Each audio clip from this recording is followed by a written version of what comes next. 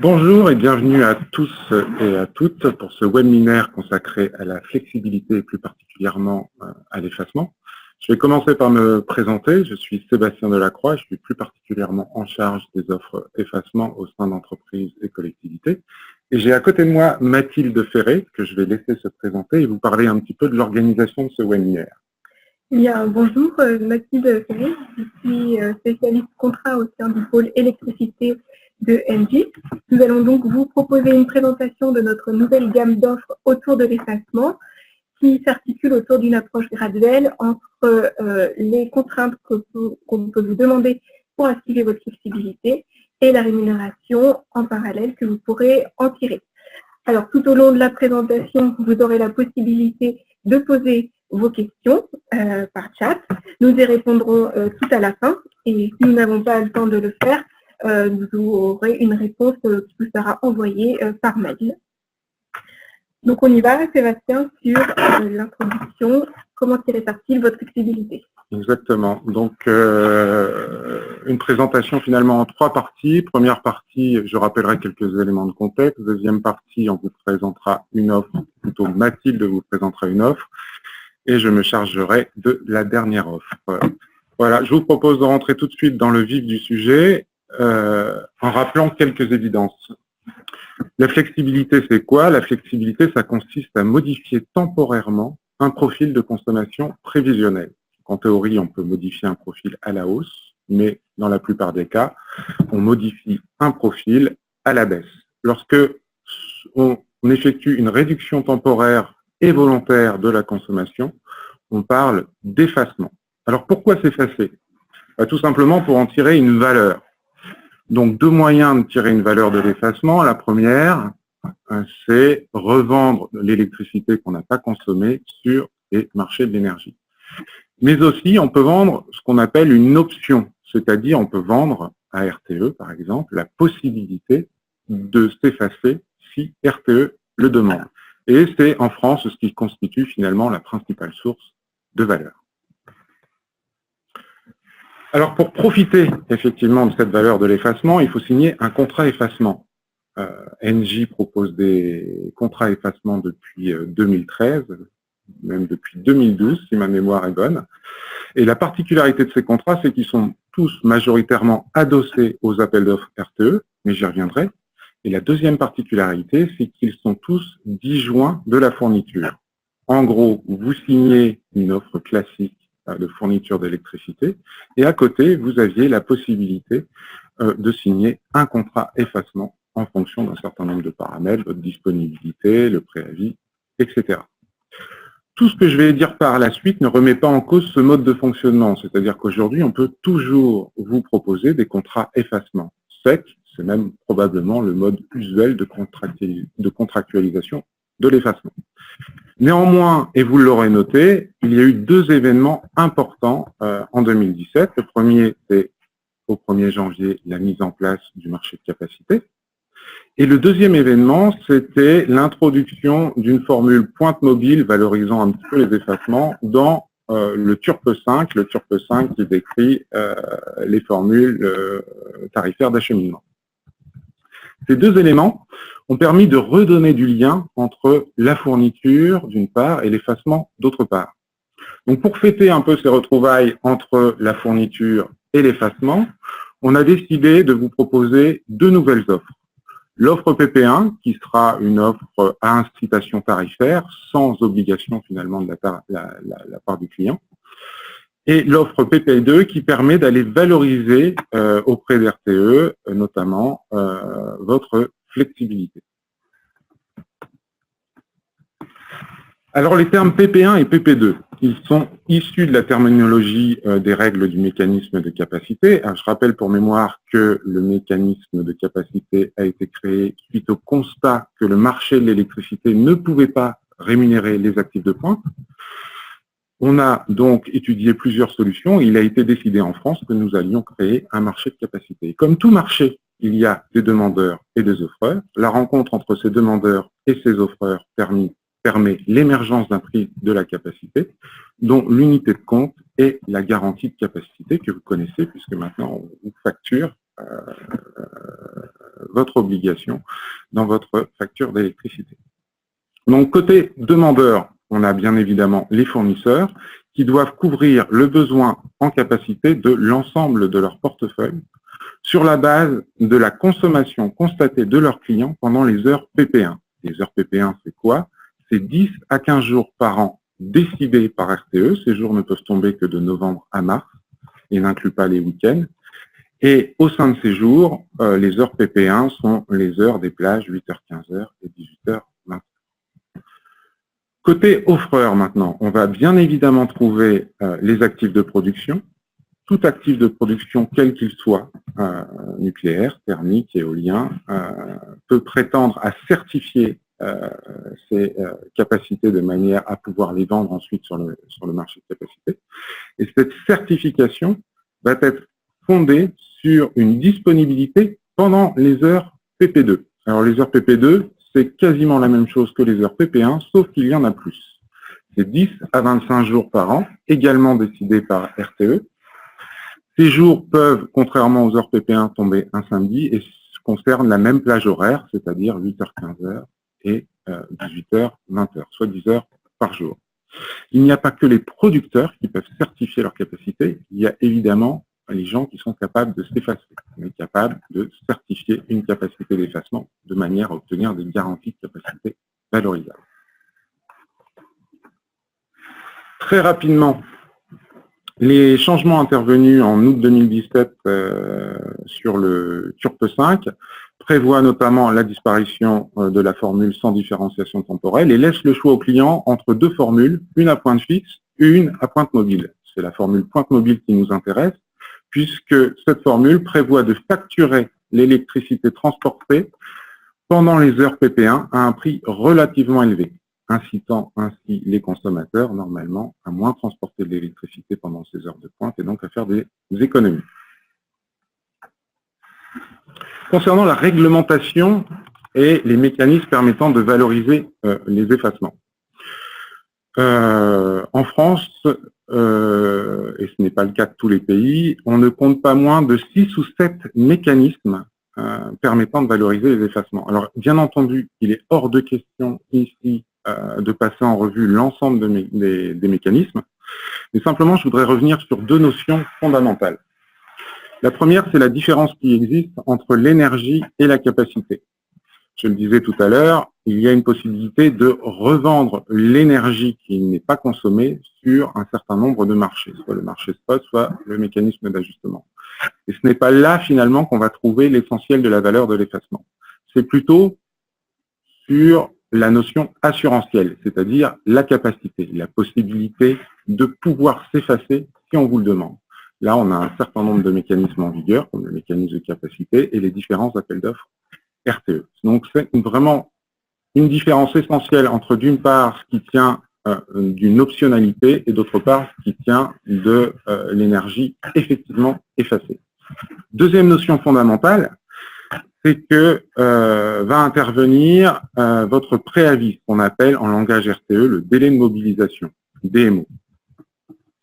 Le DMO va nous renseigner sur les mécanismes à utiliser pour valoriser votre effacement.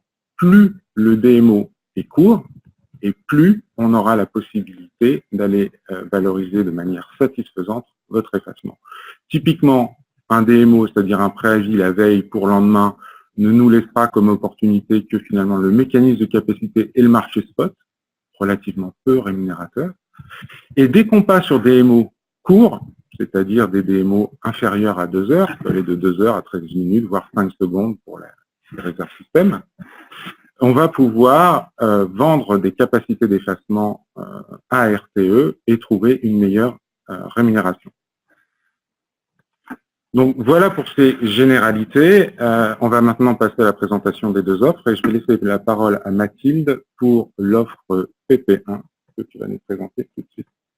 Voilà, donc la première offre que nous avons mis en place, c'est l'offre PP1. C'est une offre très simple et qui vous permet de garder la main sur l'ensemble du pilotage de votre flexibilité, donc sans contrainte pour vous. Comment ça fonctionne?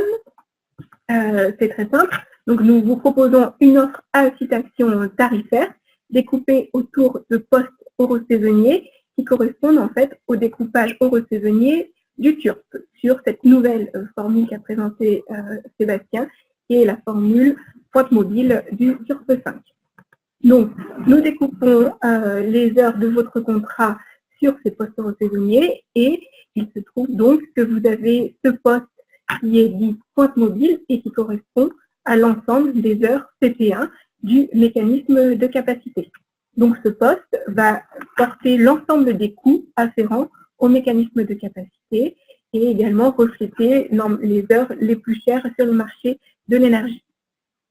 L'idée est donc que vous disposez d'un prix fixe, donc aucune régularisation en fin d'année autour du mécanisme de capacité ou des mécanismes d'effacement, et vous pilotez votre consommation et votre budget de manière à réduire le budget total, en fait, en diminuant votre consommation sur ce poste le plus cher. En termes de préavis, donc c'est un préavis qui est assez conséquent puisque vous êtes prévenu la veille pour le lendemain en cas de jour CP1. Donc, vous disposez d'un délai de 24 heures pour ajuster à votre convenance votre flexibilité et vos process que vous souhaitez mettre en place le lendemain.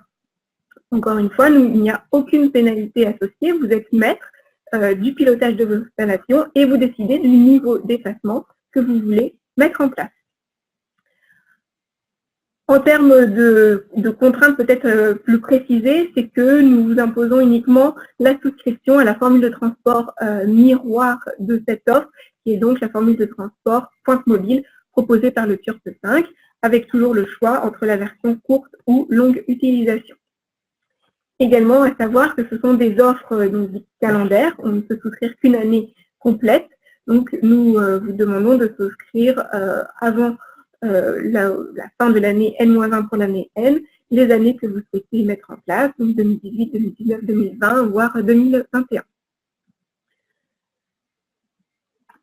Si on prend un exemple concret, je vais vous proposer donc de regarder cette grille tarifaire que nous pourrions vous proposer dans le cadre d'une offre PP1, donc à incitation tarifaire.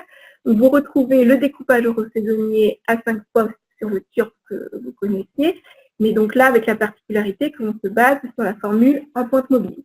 Donc vous constaterez que sur la pointe mobile, le coût est de l'ordre de 200 € du mégawattheure, puisqu'on a dit qu'on devait porter l'ensemble des coûts inférents au mécanisme de capacité et donc aux heures d'énergie relativement chères. L'idée est que si vous vous effacez sur ces heures-là, vous réduisez d'autant votre facture d'électricité. Donc attention, si vous avez un report de consommation en dehors de cette pointe mobile, évidemment la réduction sera moindre, mais vous serez donc facturé au prix heure pleine hiver, qui est de l'ordre de 70 à 80 € du mégawattheure. Donc, on voit bien la simplicité de cette offre, qui est sans pénalité, sans régularisation, et sur lequel vous gardez une totale maîtrise et pilotage de votre flexibilité.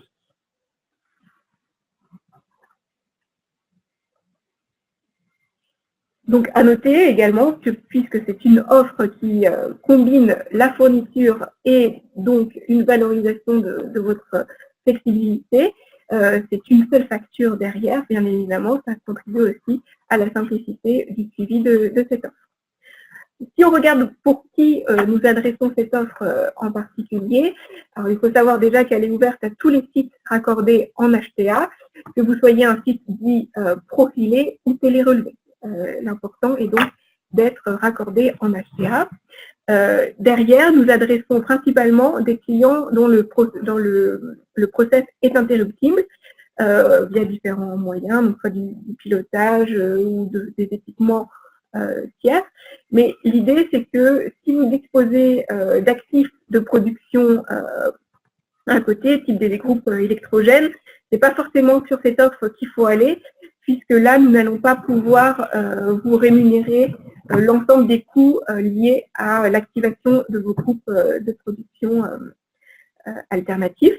Donc vraiment, on se pose plus d'un côté des sites qui vont pouvoir piloter leur process ou ou également des sites qui veulent ne prendre aucune pénalité ou aucune contrainte sur les engagements en termes de flexibilité et d'effacement pour des raisons qui leur sont propres.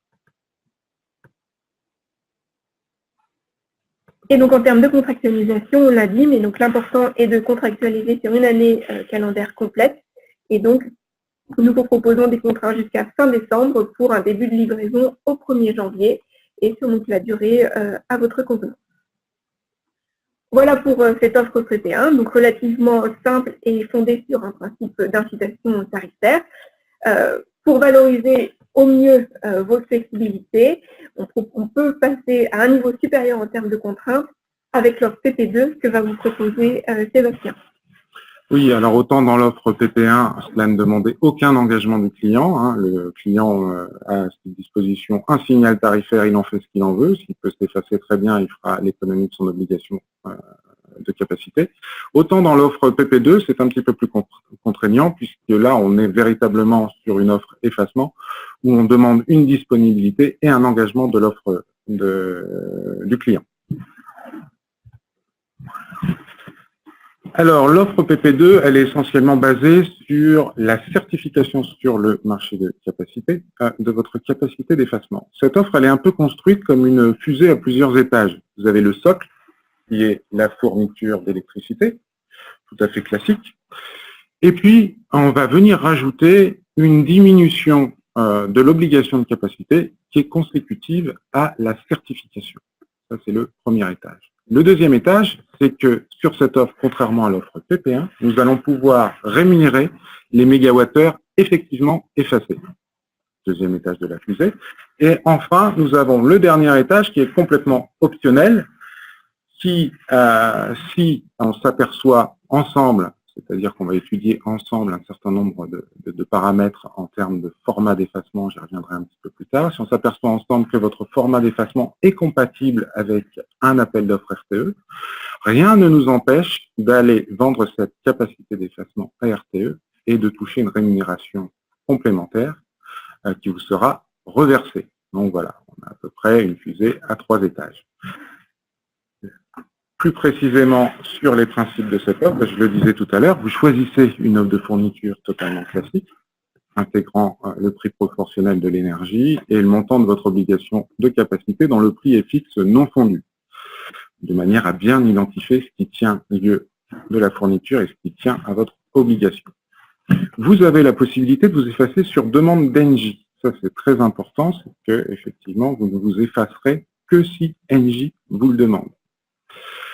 À partir de là, nous calculons et certifions votre capacité d'effacement. De cette manière, on vous ne facturera qu'un solde, le netting entre d'une part votre obligation de capacité et ce qu'on appelle le NCC, le niveau de capacité certifié. Donc là, vous avez l'aspect réduction de l'obligation.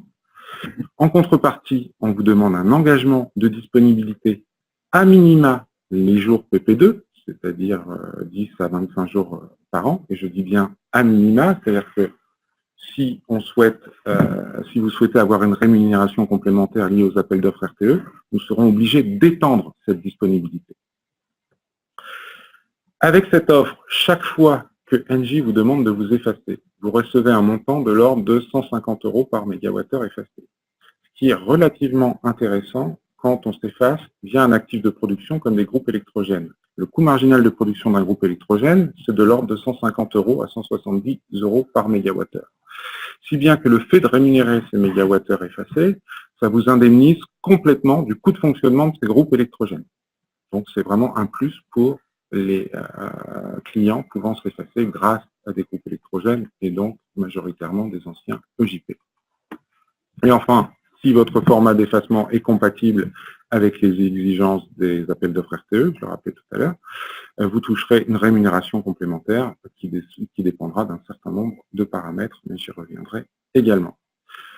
Important également, c'est contrairement à l'offre PP1 où on vous dit, ben voilà, on va vous communiquer les jours PP1 et vous pourrez diminuer votre obligation de capacité si vous vous effacez pendant les heures PP1. L'offre PP2 ne fonctionne pas exactement de cette manière-là. C'est-à-dire ce qu'on vous demande, c'est une disponibilité. Et très concrètement, ce qui se passe, c'est qu'on s'engage vis-à-vis des RTE à être là s'ils nous le demandent pendant les RTP2. Or, comme on est sur le marché d'ajustement et que l'on propose de l'électricité sur le marché d'ajustement à 150 € par mégawattheure, la plupart du temps, nous ne sommes pas retenus, si bien que le nombre d'effacements est très limité sur une année.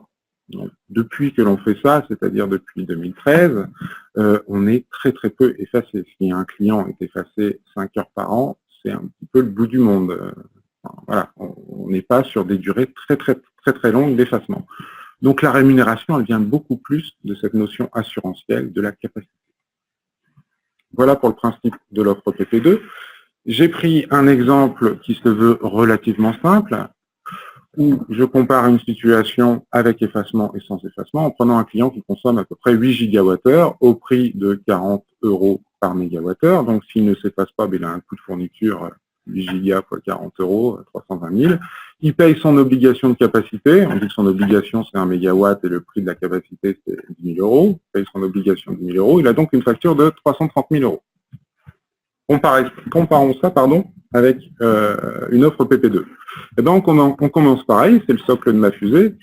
Le client a sa fourniture, 8 gigawattheures fois 40. Il paye son obligation. Et là, comme on a certifié sa capacité d'effacement, eh bien, on a certifié que 0,8 MW, on est capable de réduire d'autant son obligation. Donc là, on lui facturera le netting 10 000 moins 8 000. Il a fait une économie de 8 000 € sur son obligation. On lui indemnise également le fuel qu'il met dans ses groupes électrogènes au travers de cette rémunération de 150 € par mégawattheure effectivement effacée. J'ai pris un exemple de 20 heures d'effacement par an. Et enfin, je suppose qu'on est capable, pour ce client-là, de mettre à disposition de RTE sa capacité d'effacement sur un des appels d'offres disponibles. Et on peut valoriser cet effacement à 10 000 €. Si bien que sa facture passe à 312 000 €, soit un gain d'environ 17 000 € et une économie sur sa facture de 5,3%. C'est un exemple, évidemment.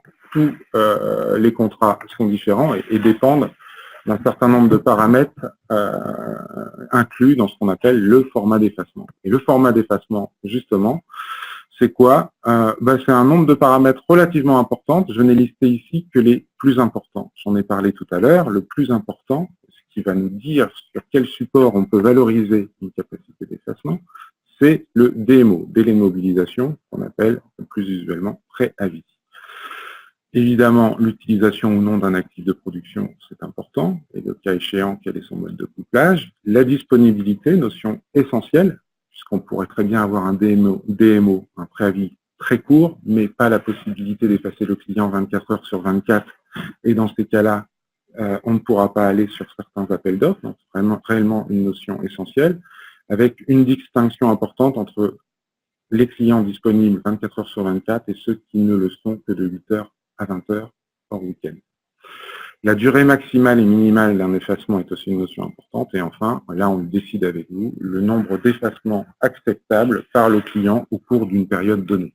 On peut contractualiser sur un certain nombre de mois, mais plus généralement on contractualise sur une année calendaire complète.